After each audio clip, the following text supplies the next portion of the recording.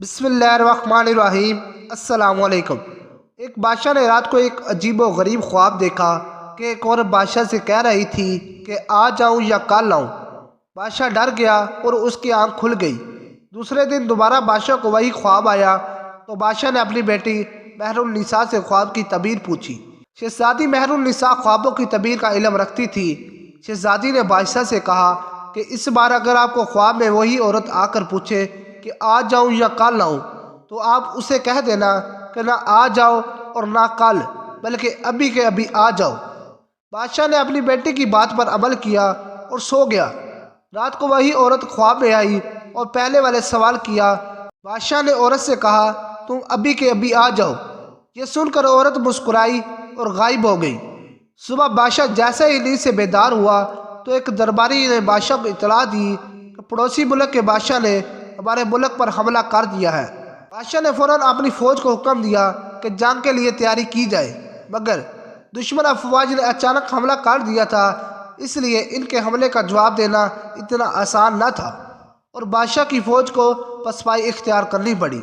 जब बादशाह को यकीन हो गया कि अब शिकस्त यकीनी है तो अपनी बेटी को साथ लेकर जंगल की तरफ भागने लगा। बादशाह को जंगल में ही शाम हो गई। भाग भाग कर शहजादी के पाँव में छाले पड़ गए। जंगल के बाहर बादशाह को एक घर नजर आया तो बादशाह घर की तरफ रवाना हुआ। बादशाह ने जब दरवाजे पर दस्तक दी तो बाहर एक आदमी आया जो बादशाह के दरबार की वजारत कर चुका था। उसने बादशाह को पहचान लिया।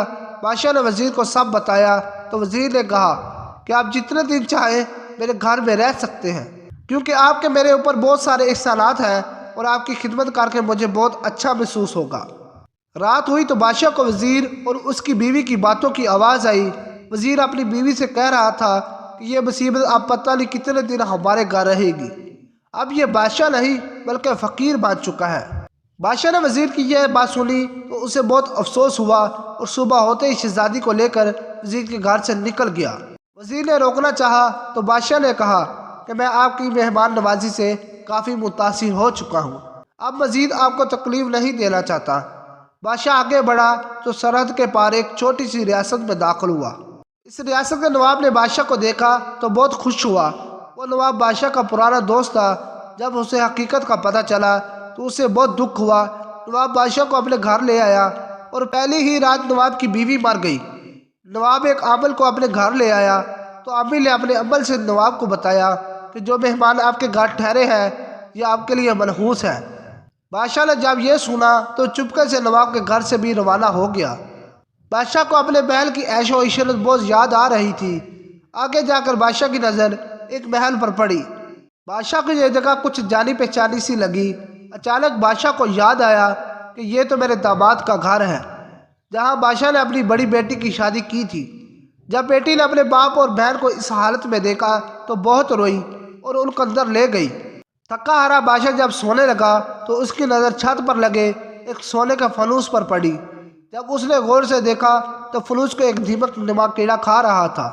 बादशाह जल्दी से उठकर बैठ गया कि कहीं फनूस मेरे ऊपर ही न आ जाए। दीवारों पर गौर किया तो उधर भी कीड़े थे जो कमरे में मौजूद हर चीज़ को दीमक की तरह चाट रहे थे। बादशाह ने शहजादी महरुन्निसा को नींद से बेदार किया और उससे कहा कि मैं अपनी नहूसत अपनी बेटी के घर नहीं फैला सकता, तुम इधर ठहर जाओ, मैं कहीं और चला जाता हूँ। मगर शहजादी ने कहा कि मैं आपको अकेला नहीं छोड़ सकती। फिर दोनों आधी रात को ही वहाँ से रवाना हो गए। सुबह की अजान के वक्त दोनों बाप बेटी को एक झोंपड़ी नजर आई जिसके अंदर से धुआं निकल रहा था। बादशाह झोंपड़ी के अंदर दाखिल हुआ तो एक दरवेश बैठा हुआ था। बादशाह ने दरवेश को सलाम किया तो दरवेश ने कहा तुमने ख्वाब में औरत को आज ही बुलाकर अच्छा किया, अगर कल बुलाते तो मुश्किल में फंस जाते। बादशाह दरवेश की बात सुनकर हैरान हुआ। फिर दरवेश ने कहा कि तुमने ख्वाब में जो औरत देखी थी वो असल गर्दश थी, जो बुरा वक्त लाकर पूछती थी कि आज जाऊं या कल। शहजादी महरुन्निसा जानती थी कि बुढ़ापे में अगर आप पर कोई आजमाइश आती तो आप बर्दाश्त न कर पाते, इसलिए आपकी बेटी ने आपको मशवरा दिया कि इसे अभी आने का कहो। मगर अब तुम्हारे लिए अच्छी खबर यह है कि बुरा वक्त अब ख़त्म होने वाला है। आपके वज़ीर ने फ़ौज को दोबारा इकट्ठा किया और दुश्मन फ़ौज पर हमला कर दिया, जिसकी वजह से दुश्मन फ़ौज पीछे हटने पर मजबूर हो गई। वज़ीर आपकी वापसी का इंतज़ार कर रहा है, بادشاہ یہ سن کر بہت خوش ہوا اور خدا کا شکر ادا کیا کہ اس مشکل وقت سے نجات ملی۔ بادشاہ اور شہزادی محل میں پہنچے تو ان کا شاندار استقبال کیا گیا۔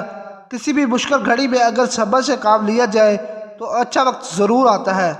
مشکل وقت خدا کی طرف سے آزمائش ہوتی ہے اور مشکل کے بعد آسانی بھی ہوتی ہے۔ اللہ پاک ہم کو ہر مشکل کا سامنا صبر سے کرنے کی توفیق عطا کرے، آمین۔